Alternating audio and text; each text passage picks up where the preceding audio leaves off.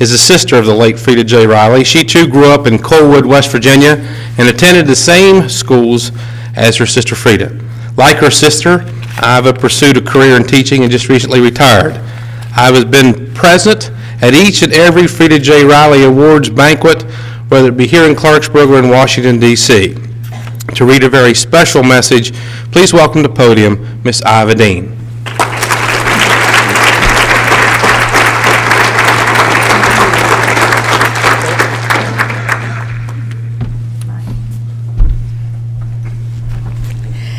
Well, it's delightful to be back in Clarksburg again. I always look forward to these occasions. You folks are so hospitable and you make us all feel at home. I personally want to congratulate Teresa as the 2008 Frieda J. Riley Award winner. She certainly is a worthy recipient. And it's also my pleasure to read to you a letter from Homer Hickam. And Rosalind, thank you for asking me to do this. I feel very honored. It is a letter to Teresa. And we will try to read this together.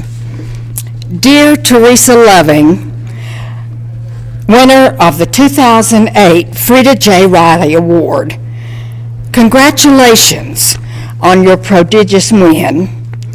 Miss Riley is smiling down from heaven, there can be no doubt.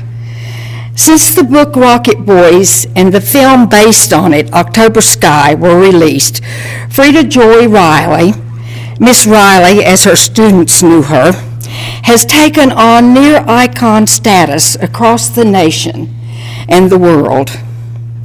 Wherever I go, I am thanked by people in all walks of life, but especially by teachers, for telling her story, because it is their story too.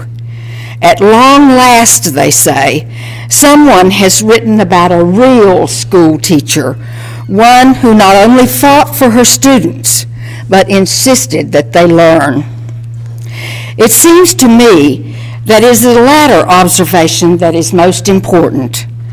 Miss Riley was a teacher who insisted that we, her students, had a duty to learn. In Rocket Boys, I quote Miss Riley as saying, "All I've done is give you a book. You have to have the courage to learn what's inside it." She was referring to an advanced text on rocket science requiring a knowledge of calculus and differential equations. I was having trouble with algebra at the time, yet she placed the challenge squarely on my shoulders. I had a duty to learn, and I did.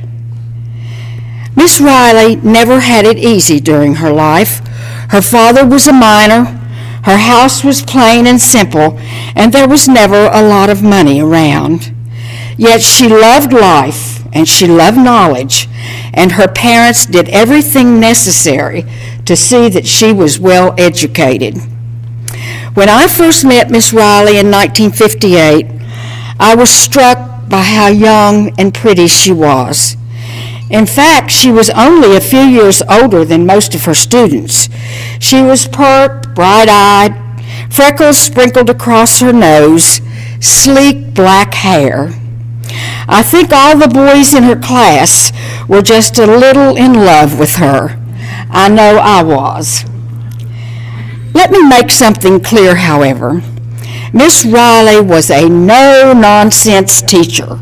She came to class well prepared, and she expected her students to be just as prepared. Although she was friendly and would engage us individually in conversation after class, she was our teacher first and our friend a distant second. Miss Riley seemed to take an interest in me immediately, asking about my parents, asking me what I was interested in, wondering if my rockets might be a good idea for a science fair entry. That innocent remark would ultimately lead me to try my luck with the science fairs at the county, state, and national levels. I didn't do it for a scholarship. None of us boys did. There were no scholarships, no matter what Hollywood showed. But we won something far better, the knowledge that we could do anything we wanted to do if only we were willing to work hard enough at it.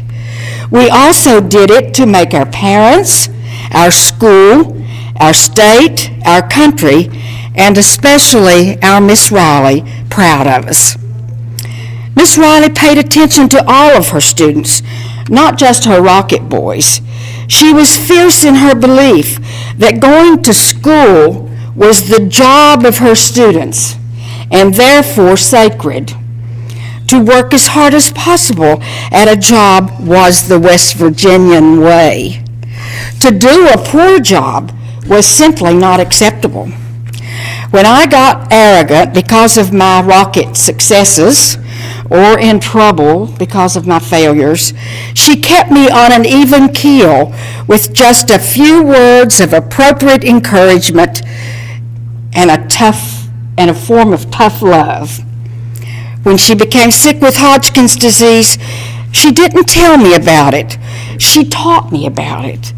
It was considered very bad manners in West Virginia to ask anyone about any affliction they might have, physical or mental. The gossip spread around school quickly, though, and she took an extra moment with me to teach me about her illness. She invited me to her desk after school and had me put my hand on the swollen lymph nodes in her neck. I can still feel the molten heat of that awful thing inside her that would ultimately kill her. She asked for no pity, only understanding of what the disease was and how it worked. After I went off to college, I occasionally came back to see her. Once she even let me teach one of her classes just to see what I remembered. I was thankful that I remembered enough to gain her approval for my job. Thankfully, her Hodgkin's went into remission for some years. I last saw her a few weeks before I graduated from college. She was quite thin, looked very tired, but her eyes lit up at the sight of me. She was so proud that I was going to graduate. She was also proud when I told her that I had decided to go into the Army as an officer. She believed in our country and thought it right and proper that a young man would choose to go off and serve in the military. Miss Riley died while I was on military duty overseas. When I found out, I wished then that I had told her how much she meant to me. I am most happy that she lived long enough to see Neil Armstrong step on the moon. I trust she thought of her Rocket boys when he did that. There is one thing I think we all need to be careful of when we think of Miss Riley. She was a real, living, flesh and blood human being, not an icon.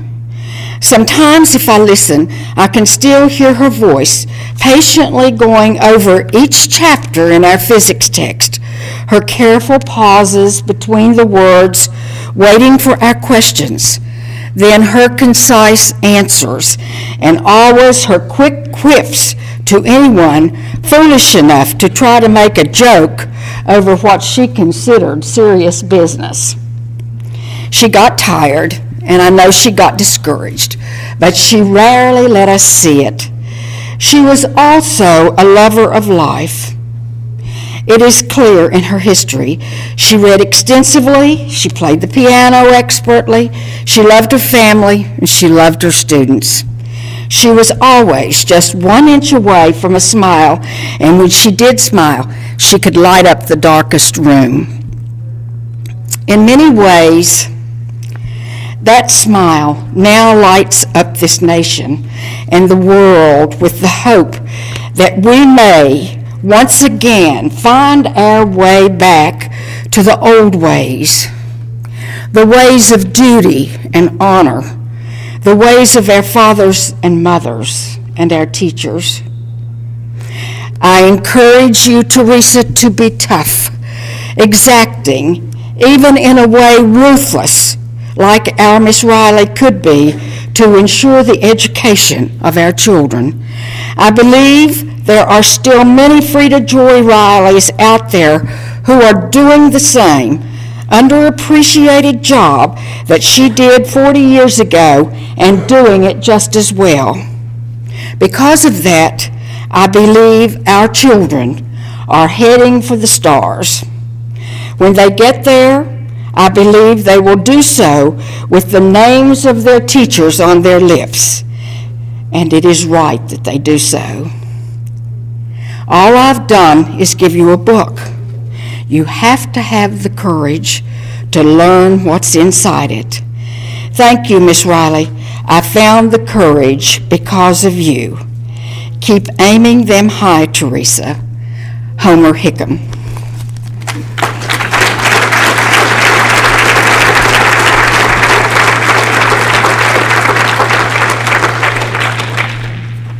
And one last presentation from Homer. I have here an autographed picture that Homer has sent to you and one of his autographed books. So congratulations. Bless you. And here is his letter to you. Why don't you wait right here? Let me Okay. call one more person up. Okay, all right.